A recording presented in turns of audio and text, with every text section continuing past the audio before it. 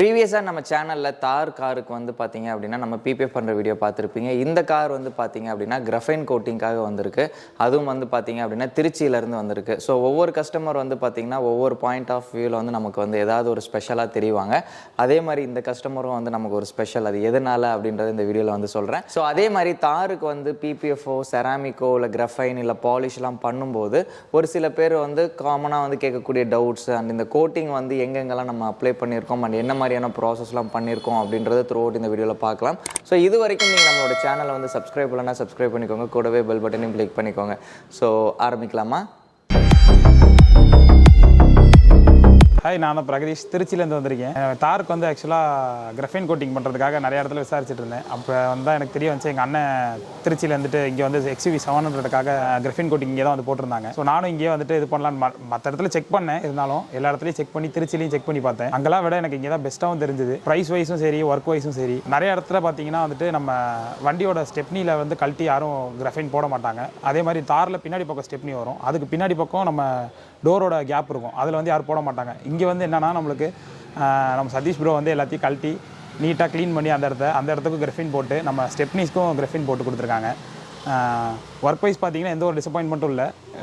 Best பட்ஜெட்லேயும் எனக்கு பண்ணி கொடுத்துருக்காங்க. ப்ரைஸ் வைஸும் எனக்கு ரொம்ப சாட்டிஸ்ஃபைடு. வண்டி சர்வீஸ் வைஸும் எனக்கு ரொம்ப சாட்டிஸ்ஃபைடாக இருக்குது. கண்டிப்பாக நான் இது நிறைய பேருக்கு ரெக்கமெண்ட் பண்ணுவேன். தேங்க்யூ.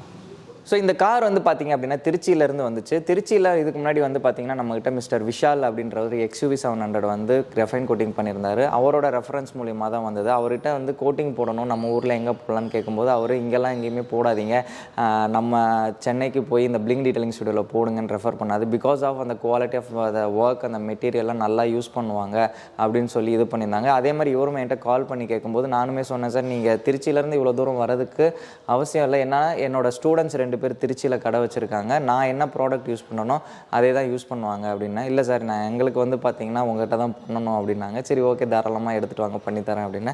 பிகாஸ் இந்த மாதிரி பார்த்தீங்கன்னா வெளியூர்லேருந்து நிறைய பேர் வரும்போது நம்மளோட ரெஸ்பான்சிபிலிட்டியும் இன்னும் அதிகமாகுது. பிகாஸ் அந்த குவாலிட்டி ஆஃப் த ஒர்க், நம்ம யூஸ் பண்ணக்கூடிய மெட்டீரியலை நம்பி வராங்க. அதே மாதிரி வந்து பார்த்தீங்க அப்படின்னா நம்மளோட ஒர்க் வந்து எப்பயுமே வந்து எல்லாருக்குமே ஒரே மாதிரி தான் இருக்கும். ஸோ வந்து கூட குறைச்சல்லாம் இருக்காது, எல்லாருக்குமே வந்து நம்ம சொல்லக்கூடிய ஸ்டாண்டர்ட் ப்ரொசீஜர் தான். ஸோ நிறைய பேர் கோட்டிங்லாம் வந்து பார்த்திங்கன்னா எனக்கு ஒரே நாளில் பண்ணி கொடுங்க, 2 நாளில் கொடுங்கலாம் கேட்பாங்க. ஸோ எனக்கு வந்து நான் எதுலேயுமே காம்ப்ரமைஸ் ஆக மாட்டேன். என் ஒர்க்லேயும் சரி, மெட்டீரியல்லையும் சரி நான் காம்ப்ரமைஸ் ஆக மாட்டேன். எனக்கு நீங்கள் 3 நாள் வண்டி கொடுத்தீங்கன்னா சூப்பராக நான் பண்ணி கொடுப்பேன் அப்படின்னு. அதே மாதிரி இவர் வந்தார், ரூம் எடுத்து இங்கே ஸ்டே பண்ணியிருக்காங்க. அதே மாதிரி 3 நாள் ஆச்சு, நான் ப்ராப்பராக வந்து இந்த வண்டி வந்து பண்ணி கொடுத்துருக்கேன். இதில் இவரோட ஸ்பெஷல் என்ன அப்படின்னு கேட்டிங்க அப்படின்னா, இவர் எனக்கு ஒரு 3 மந்த்ஸ்க்கு முன்னாடியே வந்து அப்பாயின்மெண்ட் புக் பண்ணார். அந்த டைமில் அவரால் வர முடியல. அதுக்கப்புறமேல் நானுமே அவரை என்கொயரி பண்ணதே மறந்துட்டேன். திடீர்னு ஒரு நாள் ஃபோன் பண்ணி, சார் உங்கள்கிட்ட ஒரு வாட்டி நான் பேசின ஞாபகம் இருக்கா அப்படின்னோடனே, தெரியலையே சார் அப்படின்னா. நம்மளோட தாரோட பிபிஎஃப் வீடியோ பார்த்து நிறைய பேர் வந்து கேட்டிருந்தாங்க. ஸோ பிபிஎஃப்க்கு தானே நீங்கள் புக் பண்ணியிருக்கீங்க? என்ன, இல்லை சார், நான் கோட்டிங்க்கு கேட்டேன், திருச்சியிலேருந்து பேசினேன், அந்த டைமில் என்னால் வர முடியலன்னு. அப்புறமேல் தான் எனக்கு ஞாபகம் வருது, ஓகே சார் நீங்கள் சொல்லுங்கள் அப்படின்னோடனே அப்புறமேல் வந்து வண்டி கொடுத்தாங்க.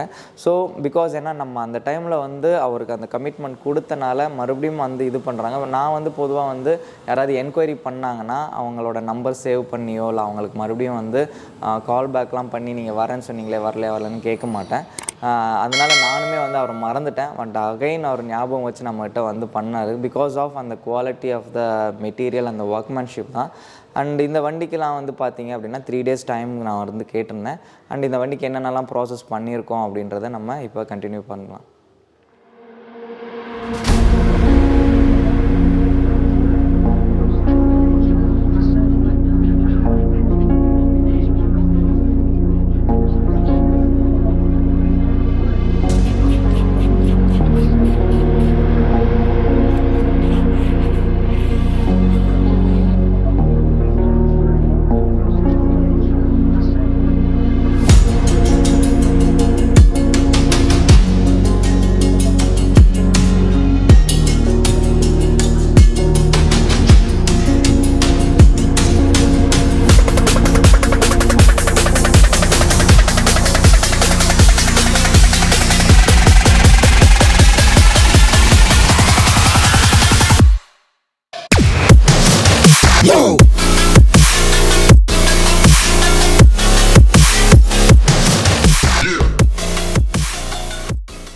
ஸோ இந்த ப்ராசஸ் வீடியோ வந்து பார்த்துருப்பீங்க. ப்ரிப்பரேஷன் ஒர்க் முடிச்சதுக்கு அப்புறமேல் வந்து பார்த்தீங்கன்னா நம்ம பெயிண்ட் கரெக்ஷன் பண்ணிவிட்டு அந்த கலர் என்ஹான்ஸ்மெண்ட் ட்ரீட்மெண்ட்லாம் பண்ணினதுக்கப்புறமேலு அதில் வந்து பார்த்தீங்க அப்படின்னா பெயிண்டட் சர்ஃபேஸ்க்கு வந்து பார்த்தீங்கன்னா கிரஃபைன் கோட்டிங்ஸ் வந்து போட்டிருக்கோம். அண்ட் கண்ணாடிங்களுக்கு எல்லாத்துக்குமே வந்து கிரஃபைன் கோட்டிங் அண்ட் அலாய் வீல்ஸ்க்கு வந்து பார்த்தீங்கன்னா வீல் கோட்டிங் போட்டாச்சு. அண்ட் குறிப்பாக வந்து பார்த்தீங்கன்னா நிறைய பேர் வந்து இந்த தாருக்கெல்லாம் என்கொயரி பண்ணும்போது, சார் தார் வந்து சின்ன வண்டி தான், அதுக்கு வந்து இவ்வளோ கோட்டிங் ஆகுமா அவ்வளோ கோட்டிங் ஆகுமாலாம் வந்து கேட்பாங்க. ஸோ தாரோட பெயிண்ட்டுக்கு ஈக்குவலாக இந்த வண்டியில் வந்து பார்த்தீங்கன்னா ஹாட் டாப் இருந்துச்சுன்னா அதுக்குமே வந்து கோட்டிங் போடணும். ஸோ இந்த வண்டியோட ஹாட் டாப்புக்குமே வந்து பார்த்தீங்க அப்படின்னா நம்ம வந்து கோட்டிங் போட்டிருக்கோம். ஸோ ஹாட் டாப்புக்கு எதுக்கு கோட்டிங் போடணும் அப்படின்ற மாதிரி நிறைய பேர் வந்து கேட்பாங்க. பிகாஸ் ஏன்னா இது வெயிலெல்லாம் வெளுத்து போகிறதுக்கான வாய்ப்புகள் வந்து இருக்குன்றனால இந்த ஹாட் டாப்புக்கு நீங்கள் கோட்டிங் போட்டிருந்தீங்க அப்படின்னா வெளுத்து போகிறதுலேருந்து ஓரளவு நம்ம வந்து ப்ரொடெக்ட் பண்ணலாம். ஸோ இந்த ஹாட் டாப் கம்ப்ளீட்டாக வந்து கோட்டிங் போட்டிருக்கோம். அண்ட் இதில் இருக்கக்கூடிய பிளாஸ்டிக் கிளாடிங் எல்லாத்துக்குமே வந்து நம்ம வந்து கோட்டிங் போட்டிருக்கோம். ஸோ த்ரூ அவுட் வந்து பார்த்தீங்க அப்படின்னா இந்த வண்டியில் எல்லா இடமுமே வந்து போட்டிருக்கோம். அதே மாதிரி வந்து பார்த்தீங்கன்னா ஒரு சில பேர் வந்து நம்மகிட்ட கேட்கும்போது, சார் தாரில் தான் பின்னாடி வந்து டோரில் நீங்கள் பாலிஷ் பண்ணுற வேலையே இருக்காது, காசெல்லாம் கம்மி பண்ணுங்கன்னு கேட்பாங்க. ஸோ நம்மளோட ஒர்க் வந்து அந்த மாதிரிலாம் இருக்காது. ஸோ பின்னாடி டோரில் இருக்கக்கூடிய அந்த ஸ்டெப்னி வீல்ஸ் எல்லாத்தையுமே நான் கலட்டிட்டு அங்கே எல்லாமே கம்ப்ளீட்டாக பாலிஷ் பண்ணி அங்கேயுமே வந்து நம்ம கோட்டிங் போட்டு தான் சார் கொடுப்போம் அப்படின்னு நிறைய பேருக்கு சொல்லியிருக்கேன். அதே மாதிரி தான் இந்த வண்டியிலையுமே வந்து பார்த்திங்கன்னா ஸ்டெப்னி வீல்லாம் எடுத்துகிட்டு அண்ட் இதெல்லாம் வந்து போட்டு கொடுத்துருக்கோம். அண்ட் நார்மலாக வந்து பார்த்திங்கன்னா ஒரு சில கார்களில் வந்து பார்த்திங்கன்னா 4 வீலுக்கு தான் கோட்டிங் போடுற மாதிரி இருக்கும். ஸோ இந்த மாதிரியான ஸ்டெப்னி வந்து பின்னாடி வந்து வச்சிருக்கக்கூடிய வண்டியில் அதுலேயுமே அலாய் இருக்குது அப்படின்னா கண்டிப்பாக அந்த வீலுக்குமே நம்ம வந்து கோட்டிங் போடணும். ஸோ இந்த வண்டியில் வந்து பார்த்திங்க அப்படின்னா 5 வீலுக்குமே வந்து நம்ம கோட்டிங் போட்டு கொடுத்துருக்கோம்.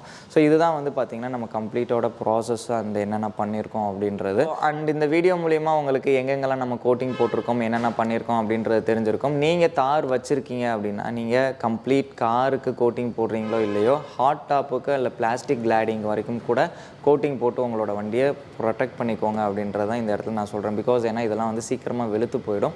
வெளுத்து போச்சு அப்படின்னா இதோட லுக்கு வந்து என்ஹான்ஸ்டாக இருக்காது. ஸோ இந்த ஒர்க்கு வந்து பார்த்திங்க அப்படின்னா நியரஸ்ட்டில் இருக்கிற டீட்டெயிலிங் ஸ்டுடியோஸில் உங்களுக்கு டைலர் மேட் கான்செப்டில் உங்களுக்கு இந்த கிளாடிங் மட்டும் பண்ணி கொடுங்க, ஹாட் டாப் மட்டும் பண்ணி கொடுங்கன்னா கண்டிப்பாக வந்து பண்ணி கொடுப்பாங்க.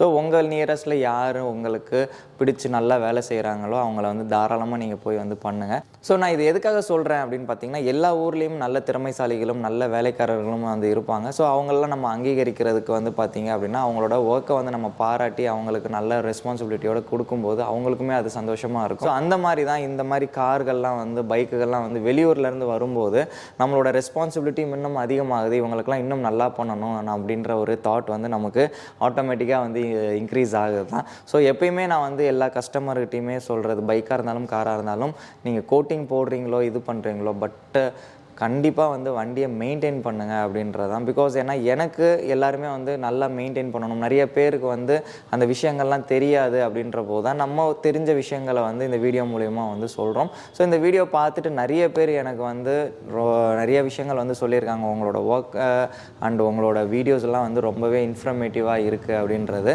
ஸோ கொஞ்சம் டைம் டிலே ஆகிறதுனால நிறைய வீடியோஸ் வந்து என்னால் போட முடியல. பிகாஸ் ஆனால் எடிட்டிங் அந்த ஒர்க்கு அண்ட் அந்த மாதிரி ஷூட் பண்ணுறதுக்கும் டைம் இல்லாதனால தான் வீடியோ கொஞ்சம் ஸ்லோவாகிடுச்சு. இதுக்கப்புறமேல் கன்சிஸ்டன்சியாக வந்து வீடியோ கொடுக்கறதுக்கு நான் ட்ரை பண்ணுறேன். அண்ட் இந்த வீடியோ கண்டிப்பாக உங்களுக்கு பிடிச்சிருக்கும் அப்படின்னு நினைக்கிறேன். வீடியோ பற்றின ஏதாச்சும் கருத்துக்கள் இருந்துச்சுன்னா மறக்காமல் வந்து கமெண்ட்டில் வந்து சொல்லுங்கள். அண்ட் இது வரைக்கும் நீங்கள் நம்மளோட சேனலை வந்து சப்ஸ்கிரைப் பண்ணலாம், சப்ஸ்கிரைப் பண்ணிக்கோங்க. வீடியோ பிடிச்சிருந்துச்சுன்னா லைக் பண்ணுங்கள். அண்ட் மீண்டும் வேறொரு வீடியோவில் சந்திக்கும் வரை நான் உங்கள் Satish from the bling detailing studio. நன்றி, வணக்கம்.